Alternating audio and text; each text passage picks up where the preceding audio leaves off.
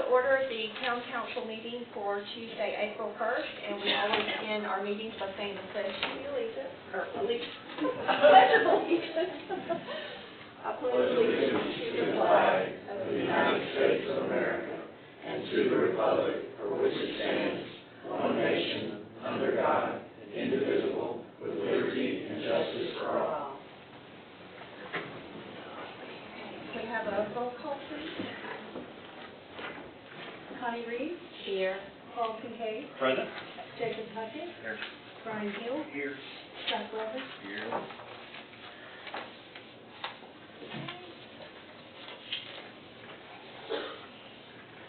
Okay, so first on our agenda, we have the approval of the minutes of the last meeting, March 4th. Make a motion to approve the March 4th meeting minutes. Okay, do we have a second? Okay, we have a first and a second. Any questions about the minutes? If none, all in favor say aye. Aye. Okay. All right, so we did not have anyone sign up to speak during the public comment section. Okay, so we will move on down to the public hearing. So the town council meeting is closed, the public hearings are open, and first on the agenda is the public hearing before the second and final reading of the rezoning request for Docks LLC. It's unaddressed Highway 70 Bell Circle, which is also map 96, parcel 016.06, from R1 to R3. Would anyone like to speak on this item?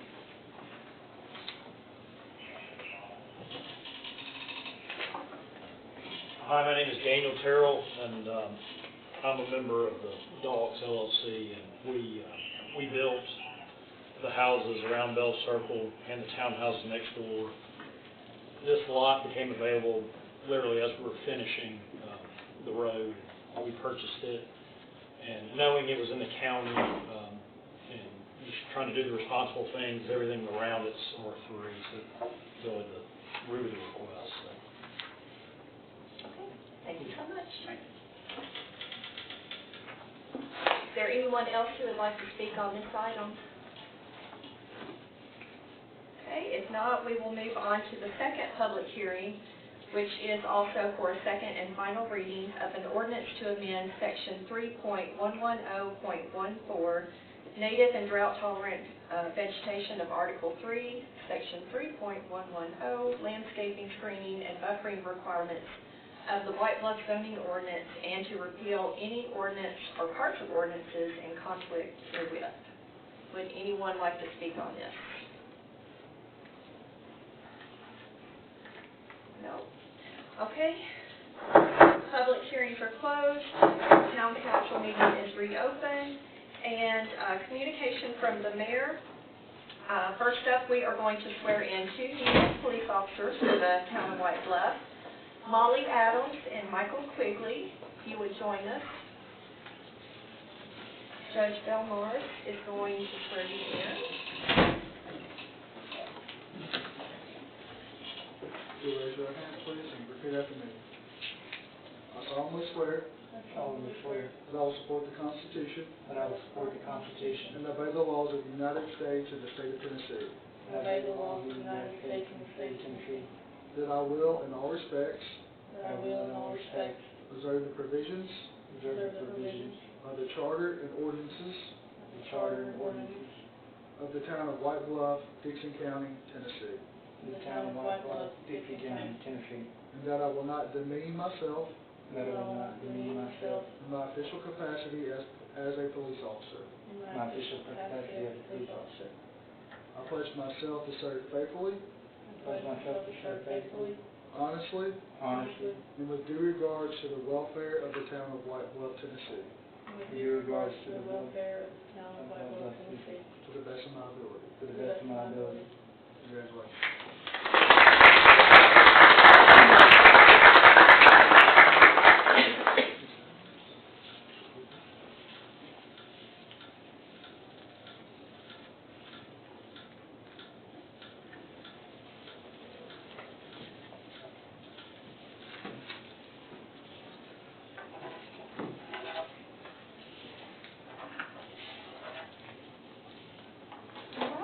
very much.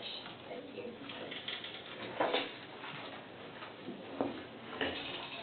We also wanted to point out that tomorrow the Dixon County Cancer Auction continues, and tomorrow is the White Bluff Day.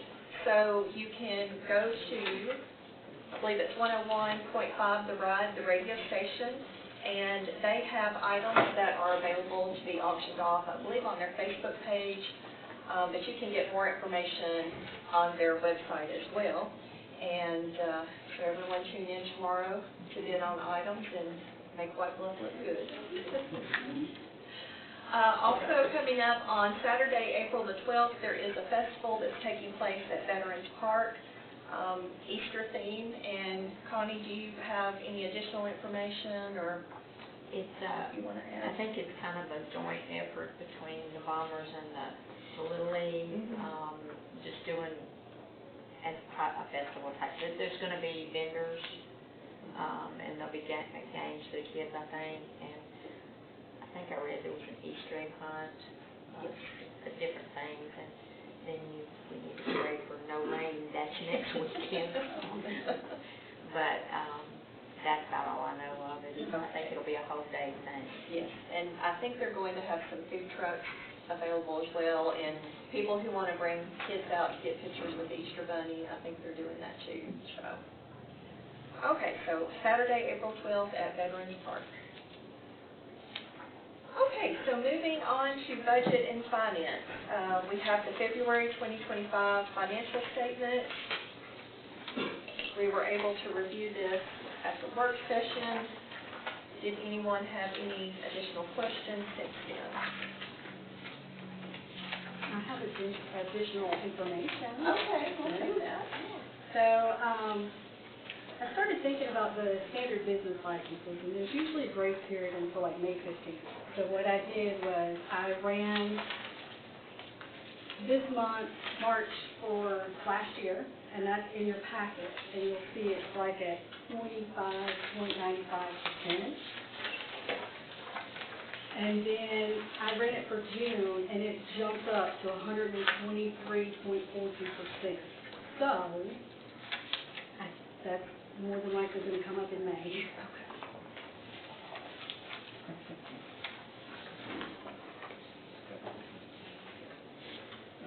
I do recall Melody saying at one time that they paid it quarterly or maybe annually. The business license, Maybe so some of it. they're going to pay it when they receive it. So if they've got that grace period there until the 15th, once they get that and everybody's paid, that's why that last one's alarmed.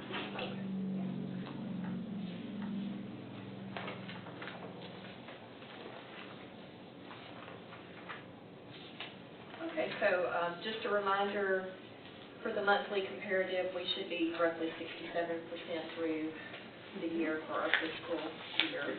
Yes. And overall, the numbers are looking pretty good. We're above that for the revenue, below that for the expenditures. So everything's looking pretty good. It's looking good. I also did some more work today trying to get the drug fund budget in the software.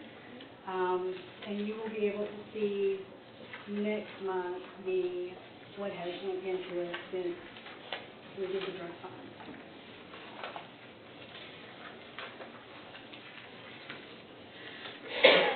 Okay, any questions about the February financial statement? If not, we will move on to item 3, which is consider a resolution adopting the Records Retention Manual approved by the Municipal Technical Advisory Service as the official records retention schedule of the town of White Bluff. And Ms. G, do you want to tell us some more about that? So I took the liberty of printing it off. It's quite extensive, but it will help us to better organize our records. We can get rid of the things that we don't have to have anymore so that we can make room for the things that we do need. It's really good to follow what they set up. You know, they keep up with everything that they need to do in the state, what the state requires. So it's good to follow those.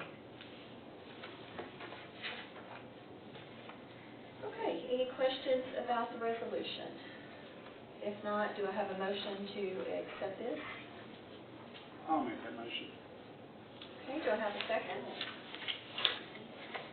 I'll second. Okay, all in favor say aye. Aye.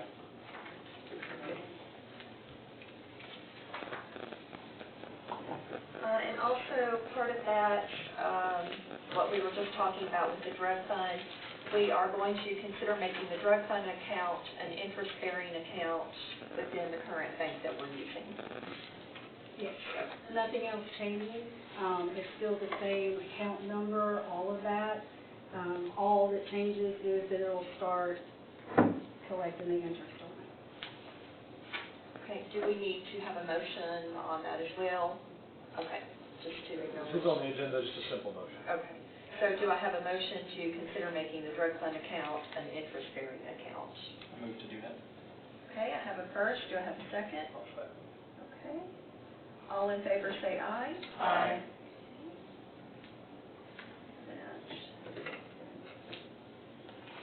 Okay, the next resolution is to declare Town of White Bluff Administrative Department equipment surplus property, and this is the list of equipment that is no longer being used. You guys have this as Exhibit A. And we've got some lovely outdated computers. Yes. Some outdated computers, some monitors, office phones, all kinds of good stuff. Hey, the box of 8 miscellaneous cell phones and tablets, that's like a mystery box. Yeah. It makes you want to bid on it just to see what's in there. Gunfields.com? I'll move to declare these items surplus. Okay, do I have a second? I'll second that. Clever. Thank you. All in favor say aye. Aye. Thank you. Okay, and then item number 5, acknowledge receipt of report on debt obligation for the purchase of the fire department vehicle. Okay, so you should have that in your packet, item number 5.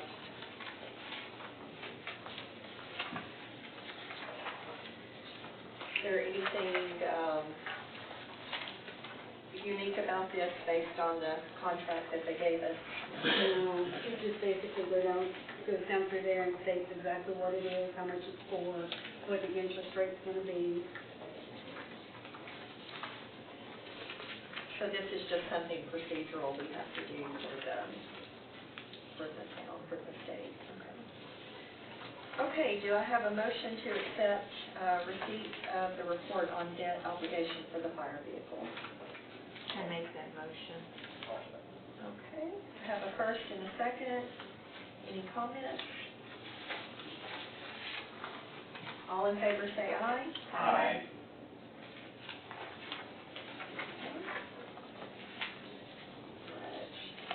So for item number 6, under codes and permits, consider on second and final reading a rezoning request for Docks LLC, unaddressed parcel on Highway 70 in Bell Circle, also known as map 96, parcel 016.06, and this is going from R1 low density residential to high density residential, R3.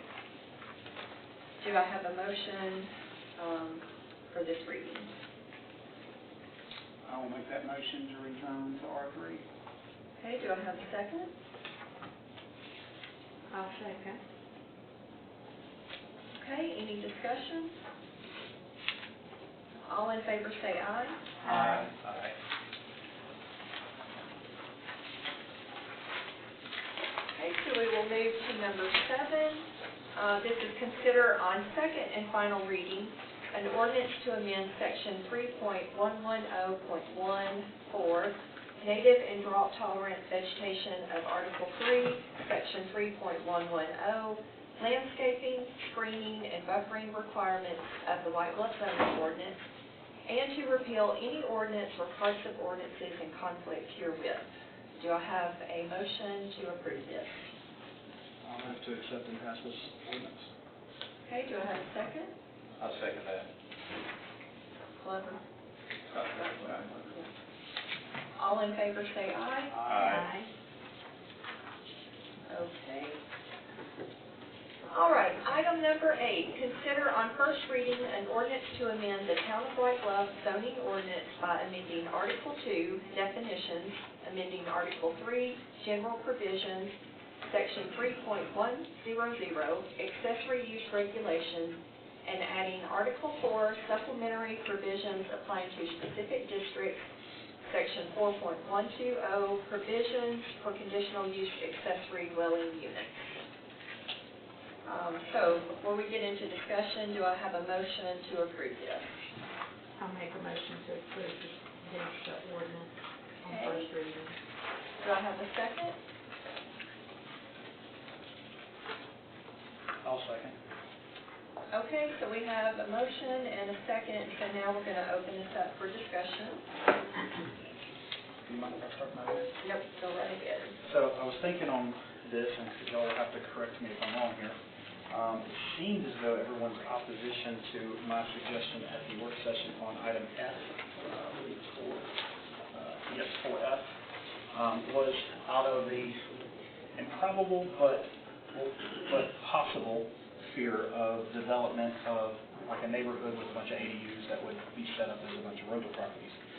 So after thinking on this for a minute, I was, and I spoke with Andrew on the possibility of this being law that could happen. I don't know the words for it here.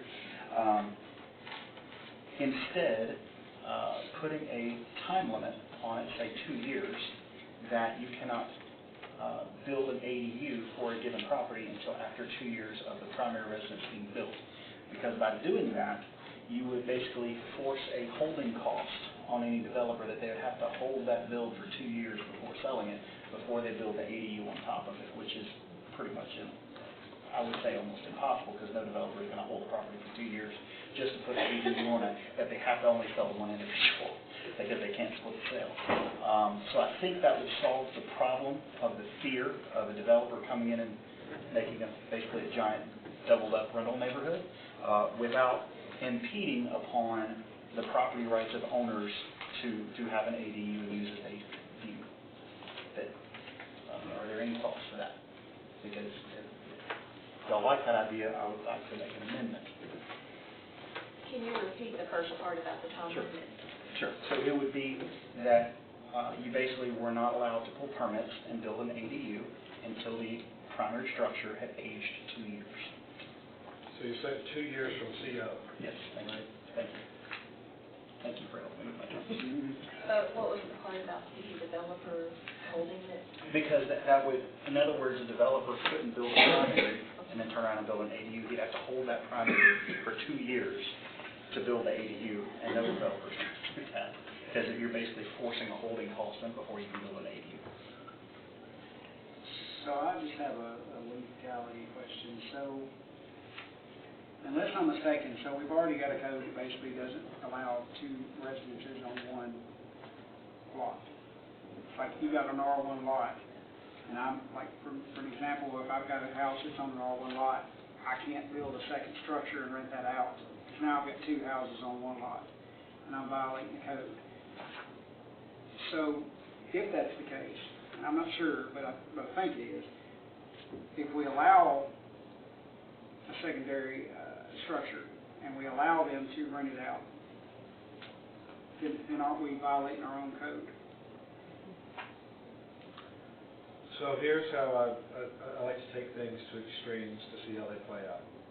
Let's say I had a 100-acre farm here in the town that's zoned R1. I can put multiple homes on that because I have enough space, because we're looking at density. Right? And one of the first questions I had with this amendment was, how are we going to get around our density limitations, right? So the way it's set up is that it doesn't count towards density because it's a specifically permitted ADU, right? So it doesn't count as a second residence. But if I had a 5-acre lot, could I put a second home on it? Presumably, yes, if it's R1, because I get 1.5 per acre, right? Now, I'm not to deal with setbacks and everything else. And typically what people are gonna do is they're gonna subdivide that first, probably. This is, in fact, intended and must be one parcel. And it's saying that you get a second dwelling unit. It's got limitations on it. I think it's 40% of the square footage of the first floor. All those things truly designed to be, and that's only the level 4 structure. Keep in mind, this A through O only applies to the level 4 accessory dwelling units. 1, 2, and 3 go from just, I think we talked about this at the planning commission meeting, storage building, 4 walls and a roof, right? That's level 1. Level 2 is you can have up to 30% of it with some internal walls to be a bathroom or a little cook area or a sleeping area, but not, fully built out. Level 3 is up to 40% with limited cooking areas, and level 4 is a full-on guest house. I mean, so all of the things that we're talking about here, all those limitations of it must be family and all that, that's level 4. I want to be very clear about that's what we're talking about. And it's only in R1 and R2. It's not allowing ADUs in commercial, in industrial, in R3, really even in, I guess I'd have to look if it would be allowed in PUDs, but it's designed for your traditional R1, R2 zoning designations. We had some discussion in a preliminary meeting, and this is my concern, and I just kind of want to reiterate with you. So, the last thing I want to happen is to pass this, and then when you go to BZA, they say no every single time on level 4. And so, in conversation with Jeff, if you own your house and you want to build an accessory and you want a full kitchen and you meet the requirements, then you shouldn't be turned down. I just kind of want to confirm that that's. So there's different theories on this, but I go with what the Tennessee Supreme Court has said in that it's not a special exception. That's a bad name for this. It's what we call it. It's conditional use. You get to do it, but the BZA can put as many reasonably related conditions on the use as it sees fit. Can you give me an example of a reasonable condition? I mean, they're going to be case specific. They're going to have to look to basically the bulk regulation standards, right? So A through O is going to be their baseline, but there could be something unique about it where they're like, oh, you need to do X, Y, or Z as a condition. Now, it has to be reasonable. It has to be based upon what's in here. But I'll give you an example that the PC changed for good reasons. Was in the original draft, it said any parking you have to have certain parking for the ADU, and it must be a dustless surface. And we talked about what a dustless surface was, and that's, from chip and tar to asphalt to concrete to tile, all that. But then the question came up, well, what about people that have a gravel driveway? Now they're going to have a much nicer parking area for the ADU, and so it was just, you're going to make it normal. So that was taken out. So the BZA would not be able to mandate a certain type of parking, because that's already dictated in here. Would an example be maybe the topography, or in the case of if you have a corner lot and the BZA is requesting it to be on a certain area of the lot, could they do something of that nature? They could require certain landscaping maybe, because it has to be on the side or behind the building. That's one of the requirements. It can't be in the front. You can't go further than the front wall of the primary structure. There's not a ton that the BZA could do. It's just their job to review each permit and make sure they're adhering to this. And if there's unique circumstances to any one application, they would need to address it, but they're probably not going to be able to get really heavy into the weeds. They can't say what color stove you have to put in. Right. That's not reasonable. They can't say you have to put pink elephant statues in the front yard. That's not reasonable. It's got to be based upon what you're putting in here. So, having said that, if there are things you want the BZA to consider, you need to put it in here. Otherwise, they're not required to consider it. Gotcha. But again, this A through O was designed to be that first, go check all of these. And some of these require some case-by-case interpretations. Yes, ma'am. I just want to clarify, because you said that A through O only applies to level 4, but there are certain things that might apply for level 2 and level 3, definitely. In terms of utilities, they have to be on the same meter. Mhm. So some parts of A through O would, Like height and things like that. those also apply to the other levels. And We Roy, may want to clarify that then, Okay. just with some language. We can bring that back next month. one question I have for Roy, so if I build an accessory dwelling, and we talked about this the other day, and I attach it with a rooftop, no walls, but a courtyard, Like a carport or something. a carport. I've got my house, I run the roof over 40 feet, and in the last 20 feet, I build an accessory. Is that considered part of the original structure since it's connected by the roof, or is it still an accessory? Yeah, the roof, I would consider that a part of the original, as long as you met the setbacks and stuff. Gotcha. As long as it's tied to that house or that It's structure. part of that structure. Part of that structure. Which is part of the projection, but that's all you gotta do to get around it. Well, and that was one of the things we were discussing, if you could just tie it to the house and avoid all the regulations on the accessory. If you met If you met everything, it, yeah. setbacks on it.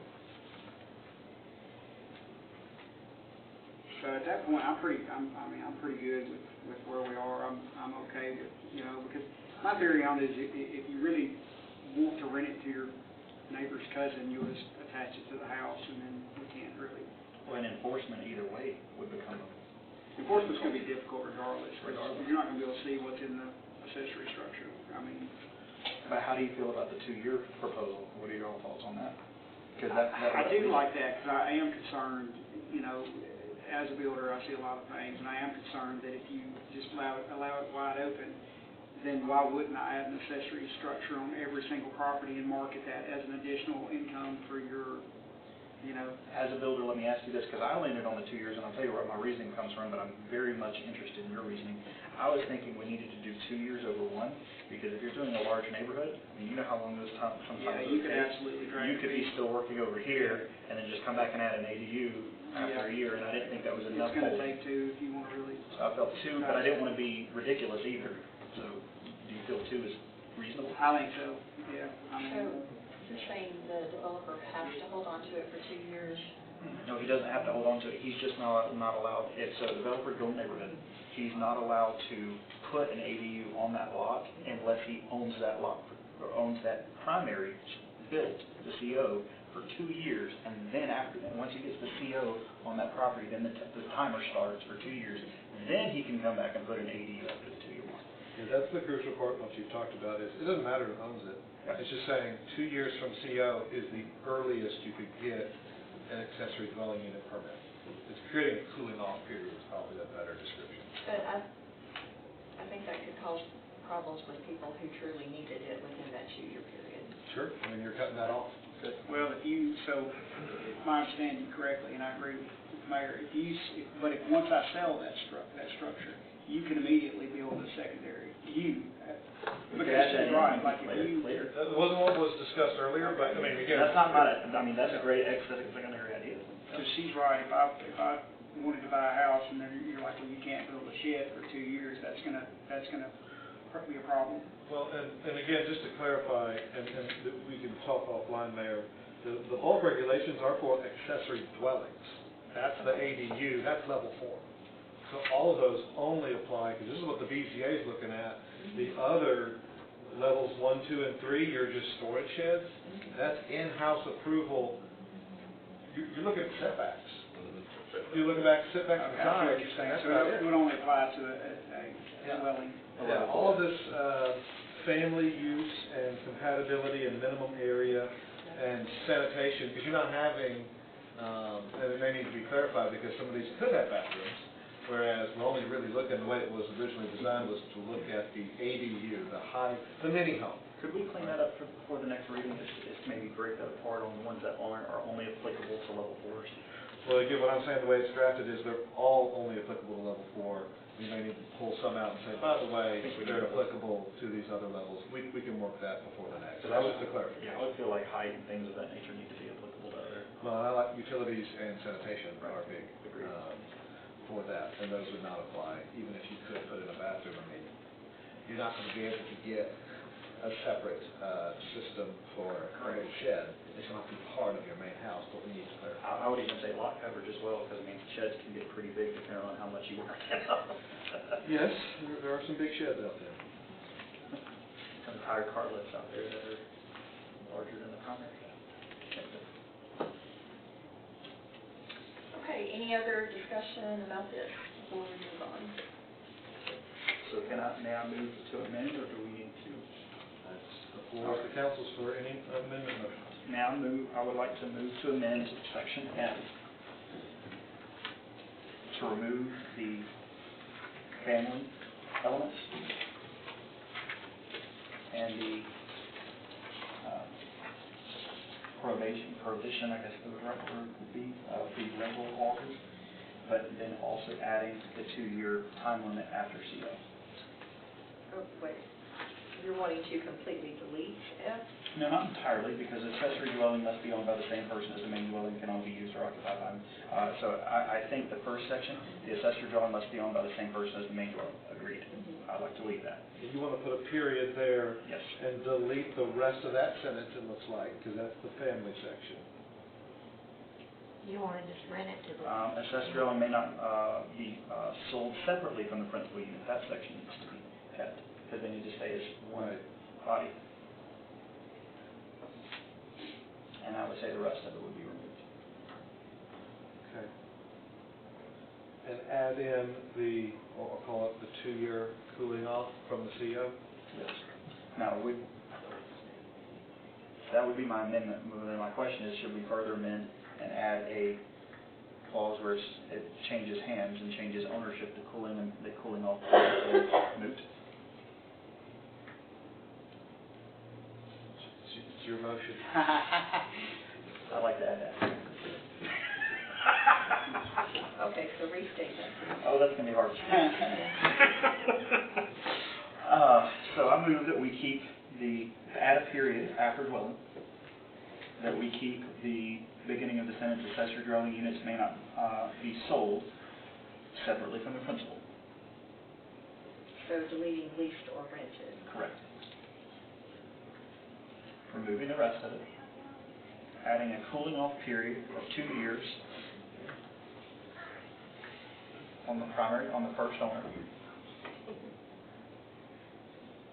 and then that cooling off period gets removed after the property changes hands.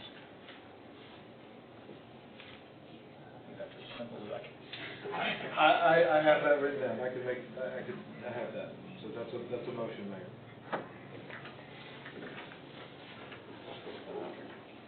Do I have a second?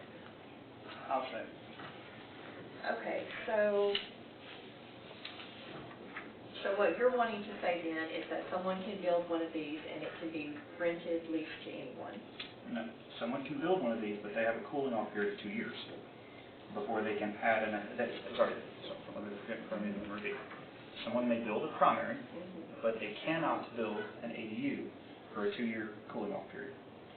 But should they sell that property within the, right away, let's say a builder builds it and 6 months later he sells it, that secondary owner of the property can immediately build the ADU and come before BZA for consideration. And then What with does that do to the person that just, I'm going to build me a house? That I'm hiring a builder, but it's not a development, it's just my property. I agree. It would inhibit that guy. I don't know if you have any other way around that. I think it's making a mess out of the whole thing.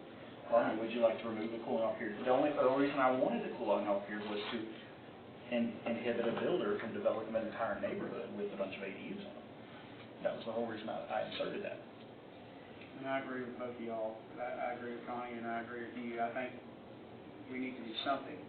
But at the same time, if you build your own residence, then, we're gonna cause you to have unnecessary restraints. To build, but to be fair, if you're building your own residence, I would, probably wait 2 years. That secondary. Well, no, not necessarily, no, because if you have a family member that needs to move into it before then, you can't afford to wait 2 years. Well, let me ask you, could they come before the BZA for a special exception in that case? So let me just say that the intent of the planning commission was for these to not be rental units for the public in general, that these be primarily for family. Would you agree? That was the intent of the planning commission. So if that section is stricken from this, it is completely moving away from the planning commission's recommendation. I don't think the cooling off period really adds that much to it. It doesn't make sense to me just because of what it would be doing to just a builder, like me as a builder Right. of my own residence. Well, I mean, I'm okay, we don't have to have the cooling off period, I was just simply trying to overcome what I thought was an objection from this body. I just do not believe that we should be inhibiting rentals out of an ADU on a property someone else owns, especially when they can just add a carport and they're around it, or just share a wall and add on, and then you've got a rental unit. I think it's completely intellectually inconsistent, and it's putting extra law on a law-abiding citizen that is unnecessary. That, you can't enforce it. So, it's my understanding, one of the reasons this came about is because there have been some instances in White Bluff where people have kind of abused the accessory dwelling units. Well, we don't have, they just created accessory dwelling or accessory structure and made them a dwelling unit. Yes, and so that's why this came about. Roy, do you want to speak to any of that? Well, I have 2 or 3 concerns about that, is when you were talking about the owner, or the second owner, how would you establish that? Who is the original owner? Is it the person that developed the property, and he has the construction company that builds the property, and they sell it? Where in that line of possession would you decide that? You're talking about for cooling off period? The original owner versus the... Original owner would be the one who broke ground on it to build it. And you could see that change over in the tax records. Well, I think for this to work, coming to Roy's point, I would have to look at it as whoever's the owner at the time of CO would be the original owner. And then whenever it changed hands, you would have then a second owner. Like Tony was saying, if the person wants the builder to build it, but the builder comes and pulls the CO with a permit, he gets the CO, and at closing, he furnishes it at closing, then Connie owns the house. So, but she owned it originally because she was having it built. That's kind of how it works, you know. I don't think in that scenario, though, Connie would be the first owner, she'd be the second owner. Because the developer, the builder, owned the real property when the CO was issued. That's how we would have to look at it.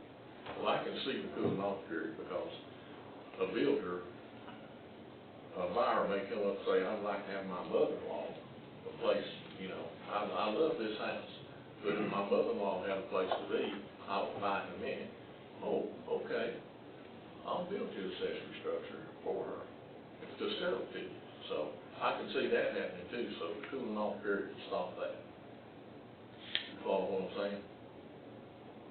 Why is that a bad thing? No, it's not a bad thing. I see your point. Yeah, it's not a bad thing, but I'm talking about the way it's written. If I wanted to sell this house and somebody that was contingency to sell it, then how is this going to work? You know? Oh, so cooling off period, they wouldn't be able to do that. Right, exactly. Oh, I agree. But that still doesn't speak to the thing where I am the only owner. I bought this property, I'm gonna have this house built, I'm gonna have a structure built for my parents, but this is saying I can't do that. So if I may, Mayor, it seemed like the original intent with this, especially out of the Planning Commission and some of the other language, was owner occupancy. And we haven't really talked about that. We just said the ADU has to be owned by the same person that owns the principal structure, and there has to be one parcel. I don't know if this solves the concerns, but what if you said you can only apply for an ADU permit if you reside in the principal structure? A builder wouldn't be able to say that. Yeah, I mean, I think that's... I don't know if that solves everything y'all are looking for, but that seems to be more with the intent of what the PC, that you're not having some spec builder on 30 lots, making it 60 rental units, versus I own my principal structure, I should be able to apply for an ADU, seems to be what I'm hearing, but I could be wrong. And I'm good with that. I think And then that primary owner can do with what his ADU what he wants, because he's living in the front. I'm good with that. But, okay, you guys have cleared it up for me. Well, you have a pending motion and second. You can vote on it, or you can withdraw your motion. I will withdraw my motion. So, But you talked about the family aspect, I think that needs clarity, or is this? I would still make my, all right, so I'll make a new motion to still remove the sections I suggested to remove and add the period.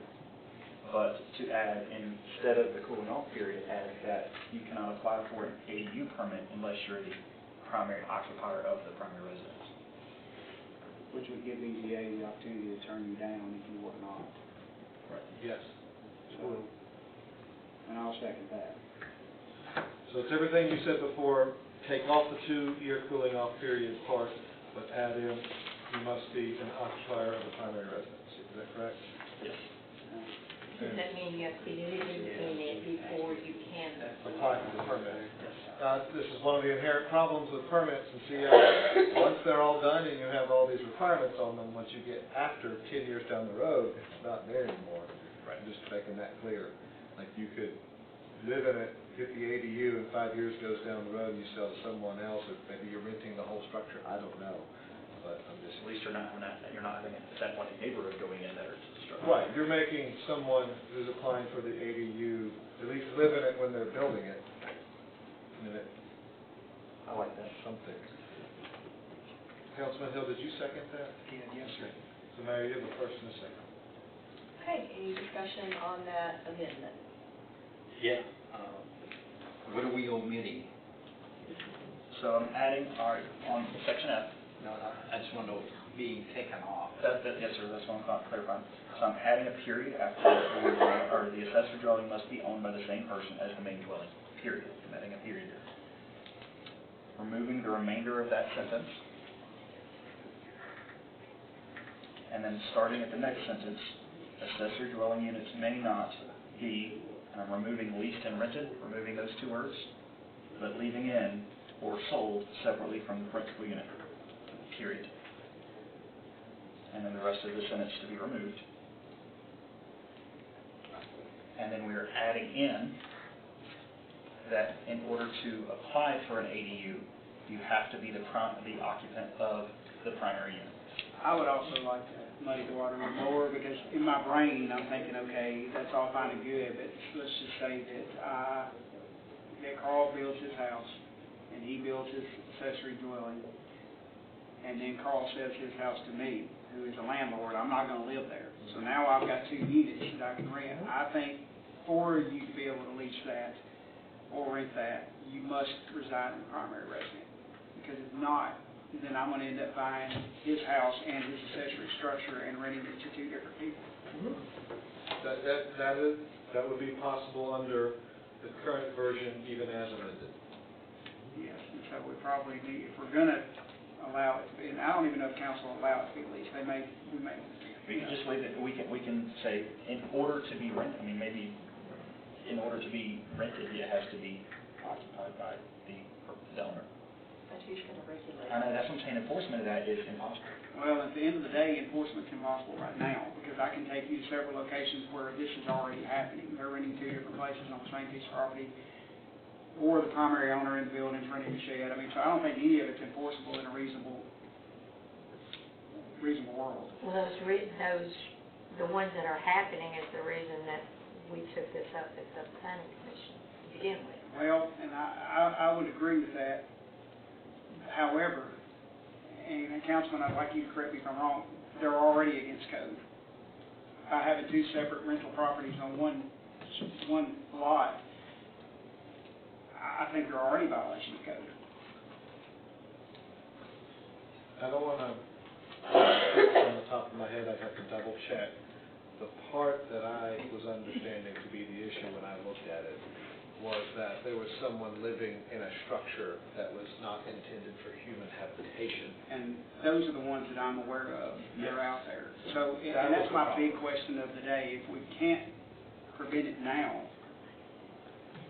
what is this going to help? Well, when they get the permit, it's going to be inspected as a normal house would be, so that at least it would be. So that would take away the unsafe, maybe, Yeah. and I got you. And the way I'm amending, you wouldn't even be able to pull the permit to build the ADU unless you were the occupier of the primary. Right. Well, this is also requiring a permit for all accessory structures, so that you know when each of them goes in, what's happening. Again, things can change over decades in use, Right. and you can hide stuff, but at least Right. on the front end, you see something being built, and you don't see a permit tied to it, you'll have cause to go inspect, and then see what's going on. It's a lot easier to catch on the front end than knock on the door and say, we've been doing this for a decade. Right. You know. And most of those that I'm aware of have been doing it for a very long time.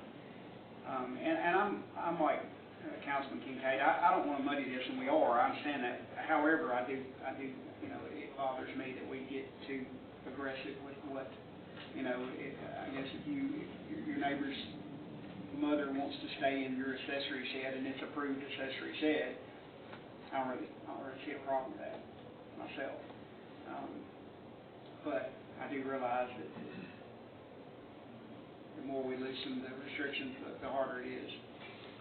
Well, and always keep in mind, you're butting up against inherent property rights of who gets to rent what, and we're using the town's police power to regulate that, and they're always going to be a little bit at odds. There's always going to be a little bit of friction.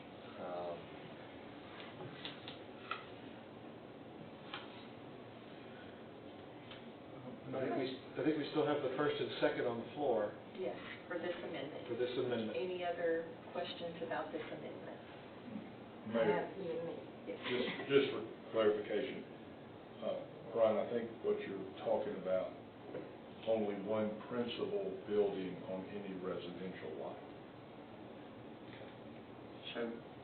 So as it stands, you could have, Yeah. okay. It says only one principal building, and its customary accessory buildings may hereafter be erected on any residential lot.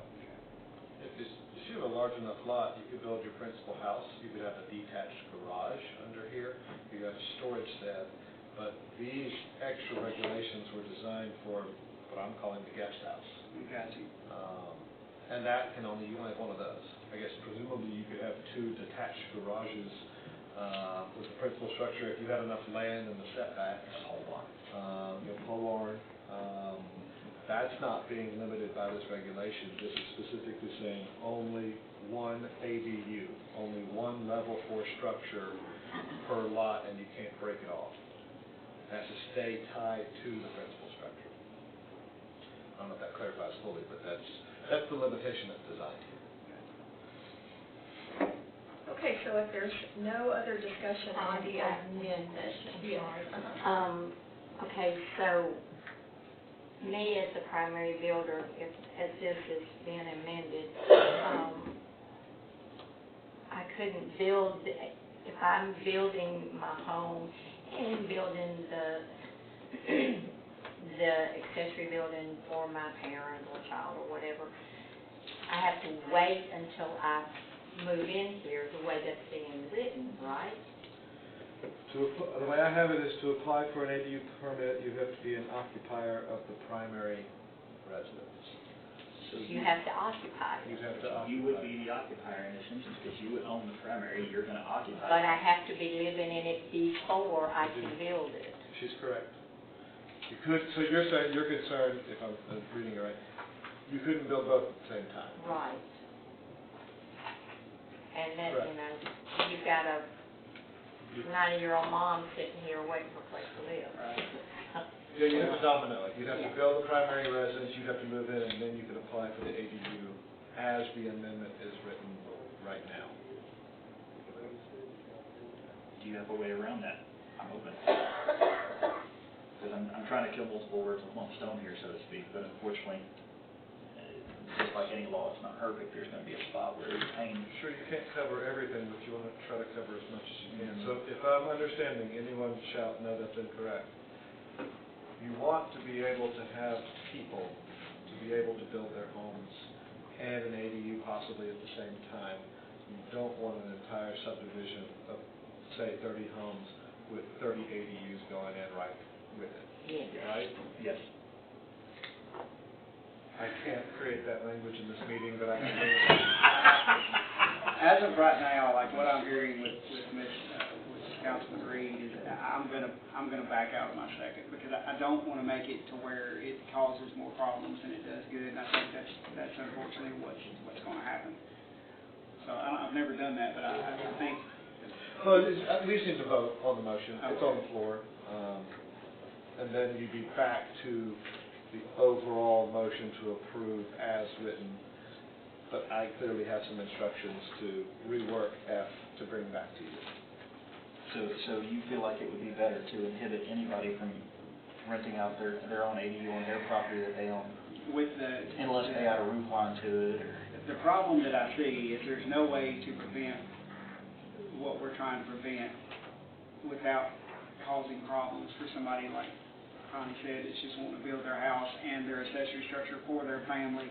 So us trying to make it to where you could rent it to someone that's not your family is going to impose unfair, in my opinion, limitations on somebody with family. And that's not the I want to be where you are, but I just don't know how to get there. So a lady who loses her husband, living in this house, she's got this ADU that her late mom used to reside in and needs to expand her means now, having lost her husband too. Right. She's not allowed to rent it out. Well, that's not imposing on her right to I would go back to what we discussed earlier.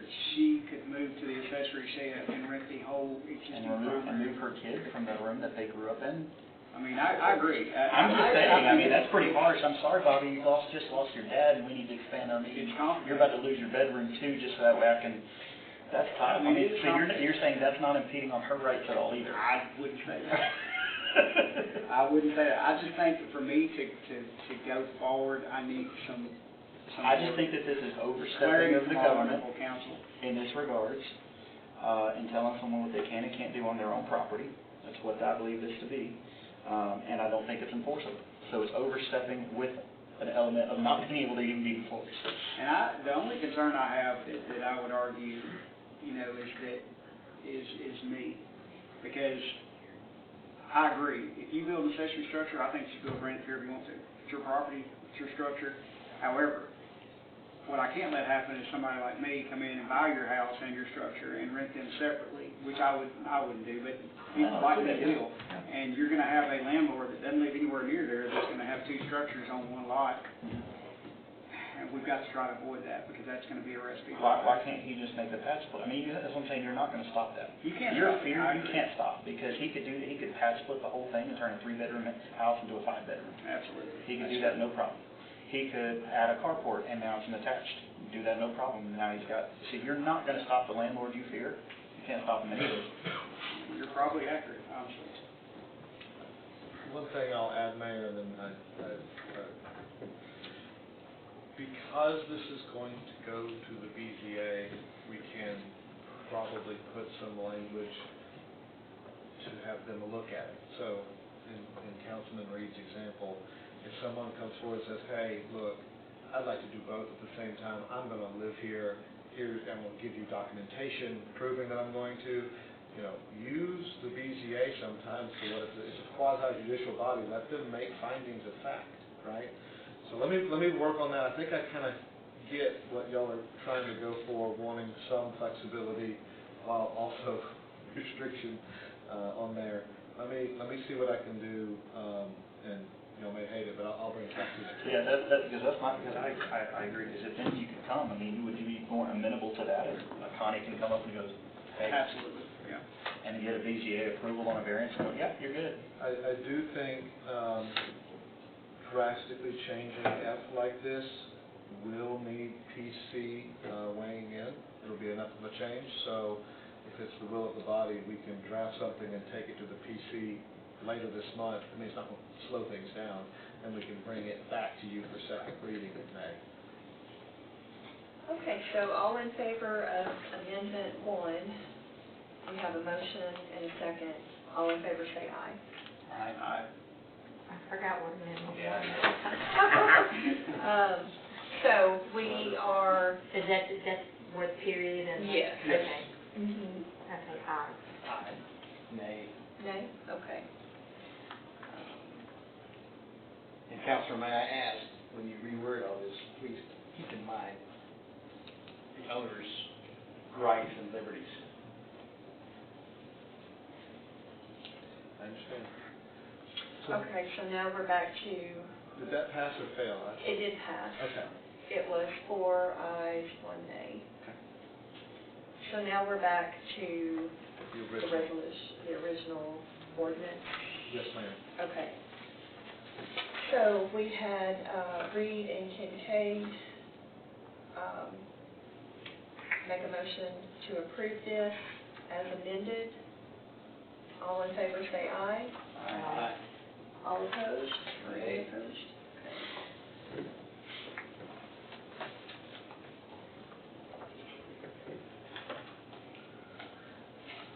Okay, so thank you very much. We will move on to item number 9, which is the building permit report.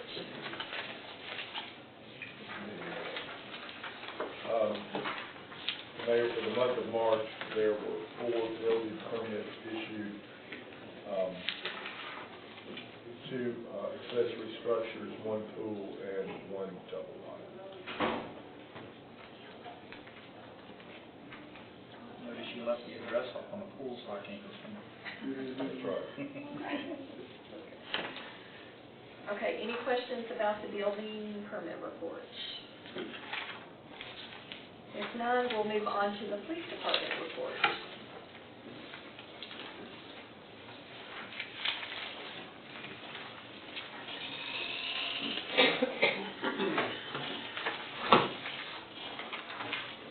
For the month of March, we had 372 calls. Of that, 176 traffic stops, 91 citations, 54 warnings, 35 arrests, 1 DUI, and 5 narcotics charges this month. Couple of impounds. Say no impact. Had a couple. What was last month? Sir, What was last month? of impounds? Overall. Should be in a minute. I do know, narcotics. 354 last month. I do believe the narcotics cases went up, and that's where it's at, definitely.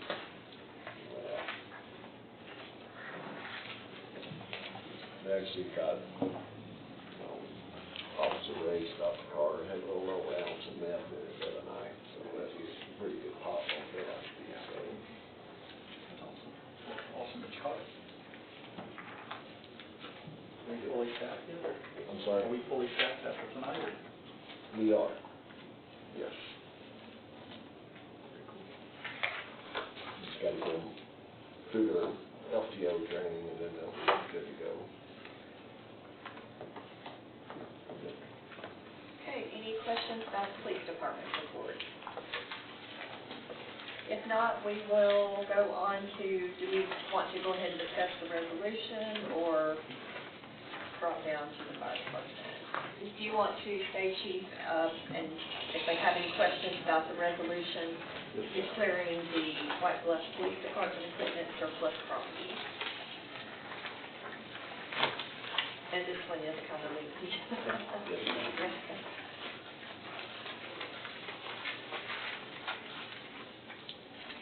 Okay, so would anyone like to make a motion to approve the police department equipment list as surplus? I'll make that motion. Okay, we have a motion. Do we have a second? I'll second that. Okay. All right, now, any discussion, any questions?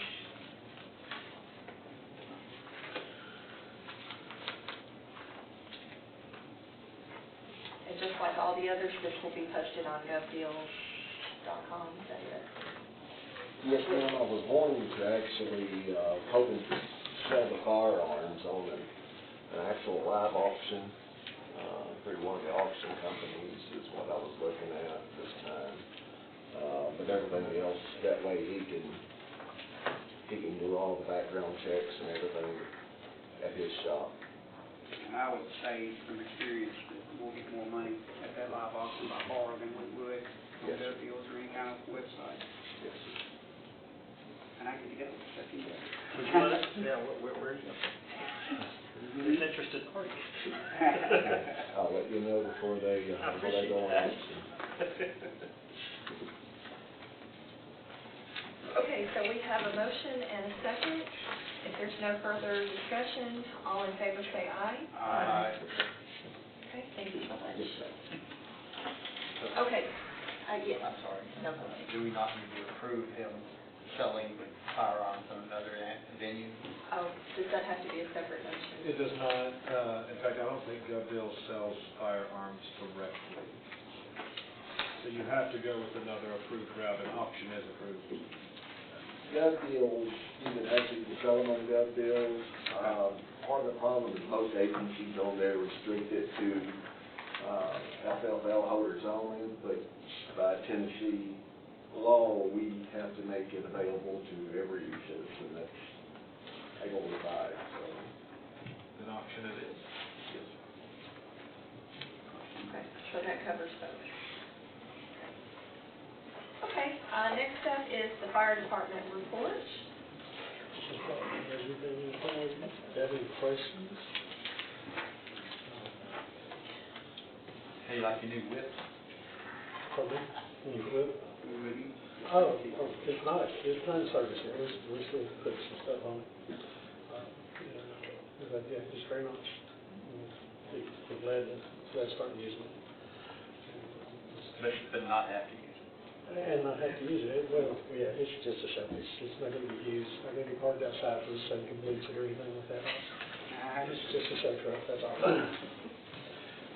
They had 79 calls last month, and one structure fire.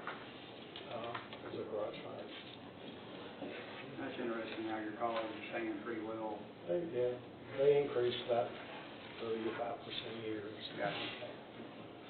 Now, and you can't really gauge it. They're kind of all over the place. Hard to tell. As far as what month is higher or lower. Gotcha. But they all usually end up pretty close to the same every year. We did get the grant, the $31,000 grant. Not sure when we did spend it. I think we had some issues with that. They're going to be able to spend it right this minute or something. We're gonna have to amend the budget. Oh, okay. We did some appropriate money, so that they can spend it. Okay. We've got a couple more air packs and a couple new thermal cameras with it. How soon do you have the new truck fully outfitted? Because I was out there looking at it, maybe, because I told you need more couple like ladders and stuff on it. We have the ladders for it. They came off the other trucks. We just have to put the hardware. We were going to take some of the hardware off of some of the other trucks, but it's kind of rusted up. Just planted big fires. I want to see it out there. We got some new mountain hardware ordered for it. It has a hose reel. We need new hose for it, which we need new hose for one of the other trucks too. So we're getting prices on that. And it has a monitor. They call it a monitor. That mounts up on the top of it. We got to get that put on there. We have that to put on it. That's about it. Get that done and ready to go in service. So the grant that you got, is it specifically for something? It was for their packs. Yes. It was the one that I told you, it was $300,000, but I misunderstood about the matching portion, but they said that they went and gave it to us anyway. They said I misread some parts of it, and so we still got it. I just don't have to buy $300,000 worth of stuff to get it. So we'll buy some 3 or 4 air packs. And 2 new thermal cameras was the one we have, was from 2002. So the technology is a lot better now. And it don't take long to spend that much. That's nice of them. Yeah, very much. So will we amend the budget at the May meeting for them to go ahead and use that money? Well, it takes an ordinance, so it takes 2 readings and a public hearing Okay. in the budget, so it would be June unless there's a special call meeting. We have until February. I mean, we don't have to spend the money in February. Okay, but we'd start the process next month. Yeah, Yeah. otherwise you're gonna be having Yeah. the amended budget right with the new budget. Okay. But they've already sent the check. The check's here. Oh, good. We like that. Take that. Thank We you. take any revenue, it's just all have to appropriate the spending. Had to hunt down where it came from. Okay, and next we have the court report. Mayor, for the month of March, there were 70 court cases, 11 criminal and 59 traffic.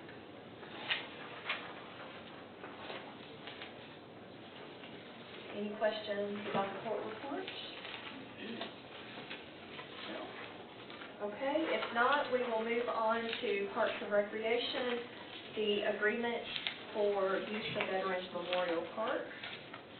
And this has been revised since we discussed it at the work session. Okay, so we revised William James, got that spelling correct. We removed the dumpster that Connie was telling us has been removed from the property. I think those were the 2 main changes. Under town warranties, we added A, buildings both interior and exterior, including concession equipment inside the buildings. Okay, do I have a motion to approve the agreement for use? I make that motion. Okay, do I have a second? I'll second. Okay, any discussion? This question, has Dennis Donaldson or anything reviewed this at all yet, or is this going to be proposed differently? So we had a meeting with the Parks Director, a representative, Dennis Donaldson from the White Bluff Bombers, and then also from the White Bluff Little League. So we sat down and went through all this together. I don't believe they've seen the actual agreements, but this is what we discussed from that meeting. It incorporated the bullet points that came from the mayor's meeting, so I'd be shocked if they didn't understand all those terms. So you don't anticipate them having any objection to it, or? If they do, they can let us know. I have a question. Yes. Jeff mentioned that A was added, Yes, that, or was it modified? I believe it was added, but was it combined with something else? No, it We was just pushed everything else down. So the old A became B, Yeah. the old B became C. Yeah, because we took out dumpsters. And then dumpsters was like G or something. Right, Moving so that. A was not even in there at all. Correct. That wording was not in the previous, what you saw Thursday night. Right, so, It was added because we talked about, like everything inside of it. It really didn't spell it out, so that's why. right, I'm just surprised that it wasn't attached to either us or the Bombers in the beginning. Well, we maintain the insurance, so it's assumed typically. And in a use or lease agreement, if it's not on the tenant, it will automatically be on the landlord, but it's good to spell that out. I agree. Good catch. Okay, anything else? If not, all in favor say aye. Aye. Okay, and then next, under Parks and Recreation, we did start to discuss this at the work session, but Mr. Kincaid, would you like to discuss this again? Sorry? The Parks Board, you had made a recommendation that some changes were made. Yeah, but after hearing from Cindy, it didn't seem that would be the desire of the Parks Board. My hopes was, and still is honestly, is that the Parks Board would be able to receive some form of compensation just to award for their time, and honestly, I value it. I appreciate them being willing to do it, much like any of us. but I would just like to give them something. But then also, yes, I would have an increased expectation in a sense that whenever we're having things that are applicable to the Parks and Rec, that the Parks and Rec would step in. Just like the bomber situation or anything going on at Veterans Park, I would like to have the Parks Board have more obligation to hold a meeting and talk about what should and should not be happening at our parks, and then make their recommendations to, of course, the council. And so that was my hope, is that we would look into something of that nature. It did not seem that, at least at the meeting, that some people were amenable to that, but that was my hope. I do think at some point that's going to happen as we grow with our parks. I think we're going to have, because unfortunately, I don't think the pay would obligate you to come, but it does obligate you to your role. And some of them that volunteer are very good, better than me, because I miss meetings all the time. But I do think at some point where it becomes to where there's more and more and more park business, that we're going to have a board that is compensated and recognized, where, if you make the commitment, you make the commitment. And where that is along the road, I don't know, but I would agree with that. I can only imagine too, I've worked with volunteers for years, and it is a stressor to know who's going to show up for us. And so having some sort of confidence, well, at least I know I've got so that's the direction I was just trying to head, but I don't know if now's the time or not.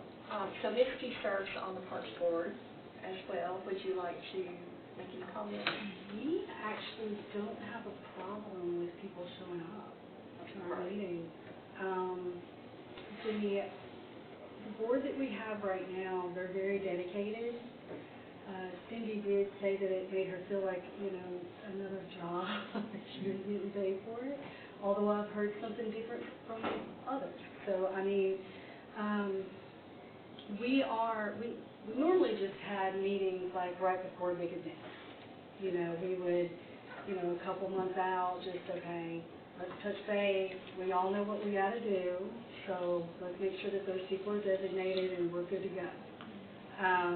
There are other things that are coming up, like you said, and we discussed having regular meetings. Like, if there's nothing to discuss, then we cancel it. But it will always be set on this day at this time. And then if there's something, to put towards the agenda, we would meet. And if there wasn't anything that seemed pressing, we wouldn't. So we have discussed that. That was just my hope, and then, like I said, a little bit of money, just at least from the town to say thank you for what you did, I didn't think would be frowned upon. Maybe like Ryan said, it would be something that we could take into, to account once we start on our new nature park, because he's right, they will play a bigger part in it. Okay, so this is just something we'll circle back to. Yes, table it for now. So, Yes. I agree too. I think it needs to be more of an official board. So, whatever it takes, payment required, regular meetings, and like Mrs. said, if they don't have anything to talk about, they can always cancel it, and that's fine. Because I would like to be able to attend, unless it's 12 o'clock after that. But the mayor seems to have taken care of that, so appreciate that. But yeah, so if we could do that, we might be able to give them more responsibility. I think from my perspective, if we are going to start compensating them, we should either try to work it into the budget this year, the upcoming budget, or start that the following year with the next budget year. So. I would agree. I'd say sooner the better. Okay, so we will move on to new business, and we have to consider our judge appointment because there have been some changes based on the state Supreme Court. So, Andrew, do you want to discuss this? Sure, thank you, Mayor. I sent y'all an email, because I wasn't going to be there Thursday. The Tennessee Supreme Court has clarified its interpretation of the Tennessee Constitution, and if you are an elected municipal judge, must be a resident of the city as opposed to the county or the judicial district. You know, we're in the 23rd of 5 counties wide. So I spoke with Judge Smithson. She's aware of the decision and understands. So whereas before, when you appointed Judge Belmarez, that was on a temporary basis, Judge Smithson has been disqualified for living outside the city limits, so you have a full vacancy. So this would be an appointment until the next general election in 2026. It's an 8-year term, so it'd be running in 2026 for the remainder 4 years, and then there'll be an election in 2030 for another 8-year term. So it'll work just like before. Mayor, I'd ask you to open the floor to nominations.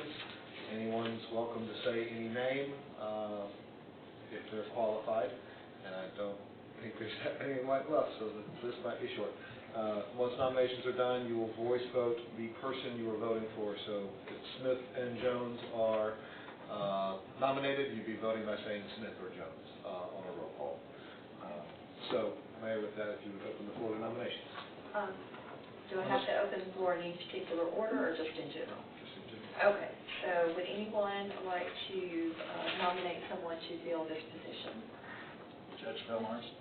Okay, so, Does the person have to be a judge at this time? No, they have to be a licensed attorney. They have to be 30 years old, I believe, and they have to have been a resident of the town of White Bluff for at least the past year. So our options really aren't that plentiful. Well, and if I may, Mayor, that was part of the reason, based upon the old AG's opinion, this is what the Tennessee Supreme Court reversed, we actually expanded the residency requirement to make the pool larger several years ago by amending our charter. That's no longer applicable, so we're back to city limits. So charter does get amended from time to time. not that, well, From time to time, on little procedural stuff, it's usually not something the General Assembly cares about, and they'll do it. Right. Whereas impact fees before were Shut down. controversial. Yeah. But, so, anyway, it's back to city limits, so Judge Belmarez, current Judge Belmarez, Attorney Belmarez is a qualified nominee. okay, would anyone else like to make any other nominations?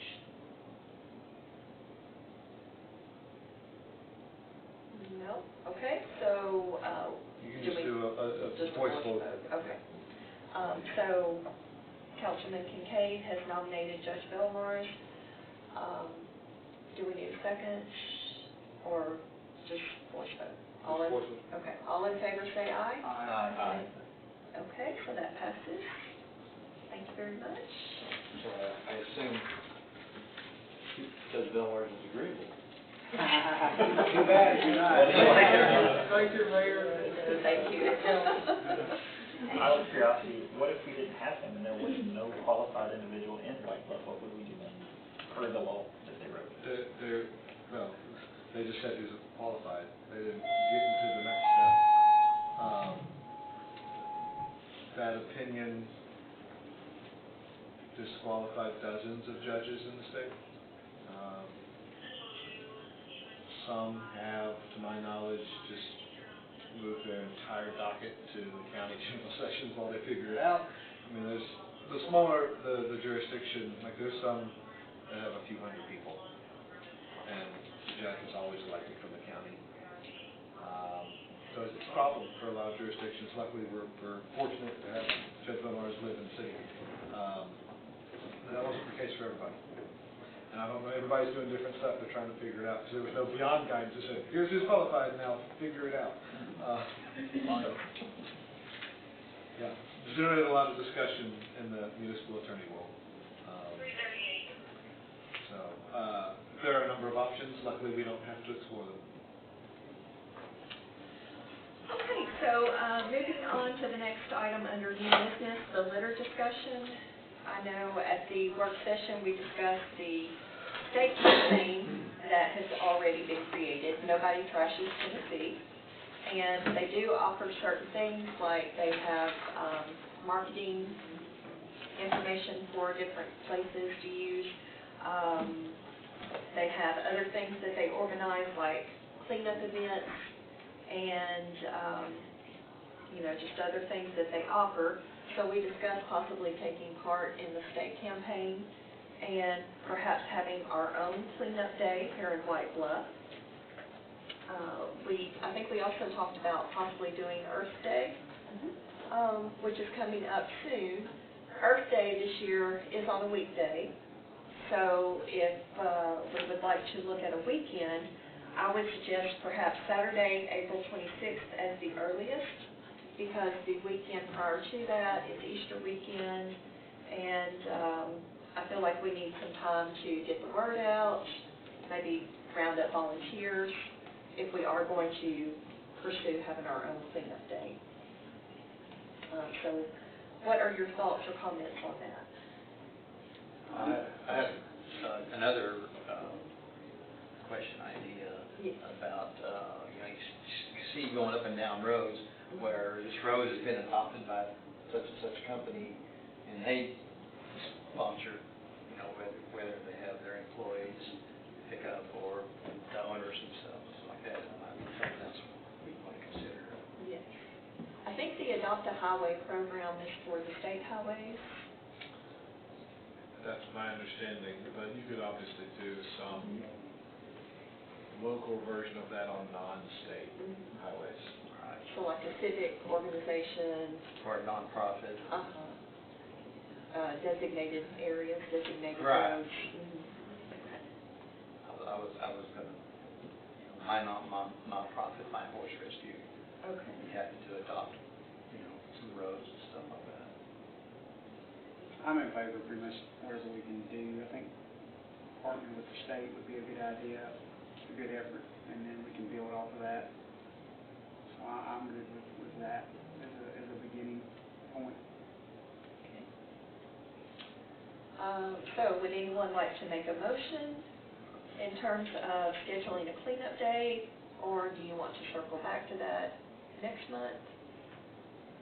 Well, if we're gonna have it in April, we can't circle around. If we're what? If you wanna do the April 26th, Oh, well, Earth Day, is it the 21st or the 22nd? I think it's the 21st. Earth Day is one of those events that's always on a certain date. April 22nd. 22nd, thank you, which is a weekday. So my thought is if we hold it on a weekend, we'd have a bigger turnout, more impact. Agreed. I would recommend not doing it in the middle of summer when it's 90 degrees. That's just my thought. I think if you're gonna do something like that, it would be wise to contact the middle school, talk to Ms. Bree, new principal over there, and see what connections you could make.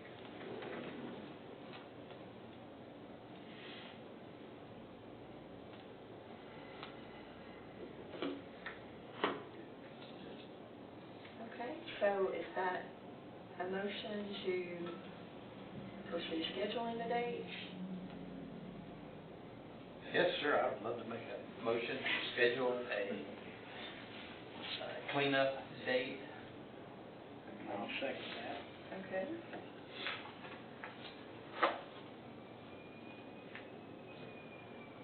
We can make it into some annual thing, and maybe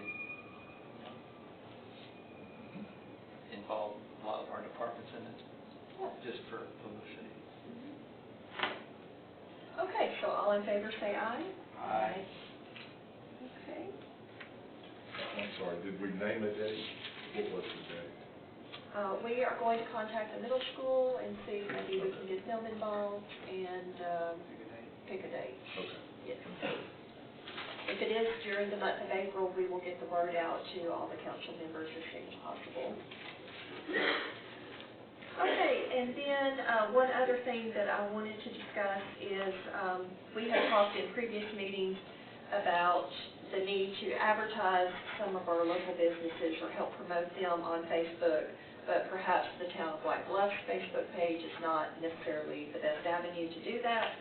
So I would like to discuss having a Commerce Advisory Board or committee, and I would ask that we have one council member on it and then roughly 4 local business owners who would like to participate initially. And so I would ask all of you, if you're interested in participating as a council member, that you notify me, let me know, and then also coming back at the May meeting, or perhaps the next work session, give me the name of a local business owner that you think would like to participate as well. So that gives you some time to talk to them, and then hopefully we can get some names together and get this established. Okay? Great idea. I want to ask Mr. Glover here a question, just so we're all here and present when I ask this. So on item 8, are you opposed to that completely, property rights? I just want to make sure I understand you, so when I do my due diligence between now and the next meeting. So the one where you're talking about, so you voted nay on the accessory structures, it's not like that at all? No, it was just section F.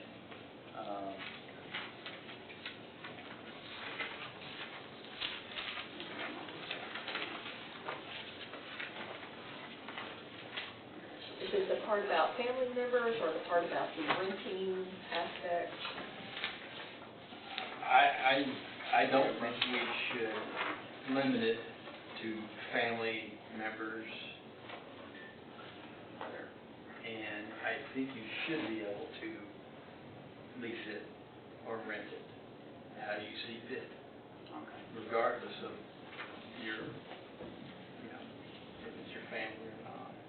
I just want to kind of see where you were on that, and know that you're, I don't like stepping on people's, rights for their own property. Gotcha. He's going to clarify for you that. I mean, I don't see what difference it would make. Yes, that's We've got a couple of chances. Yes, so any other new business before we adjourn?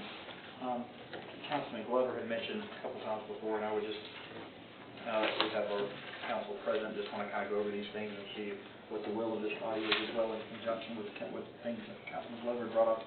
Because I know term limits, including, we had talked at one point in time before about people who own property, businesses inside the city and yet live either in the county, in the zip code, or at least in the, Dixon County, whether they would be allowed to vote in White Bluff elections.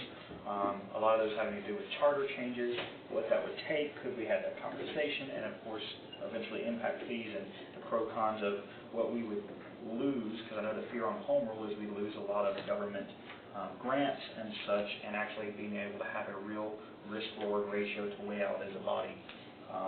So I just, frankly, just see what you guys' will was, because I know Councilman Glover, you brought similar items up, if not these as well, and then to hear what the council had to say. So, does term limits and property, like how property owners vote, is that all a charter change? I think it would be for us, and we would need to discuss parameters. Different jurisdictions go about it a little differently. I do know from a state constitution standpoint, you have to be a resident of Tennessee to vote in Tennessee elections, period. Some jurisdictions go as far to say, as long as you own real property in the jurisdiction, you can cast a vote there, while also casting a vote in the city or county where your primary residence is. I can bring to y'all, if y'all want, some options on how to approach that. Right now, you have to be a resident. You have to live in the city limits to vote.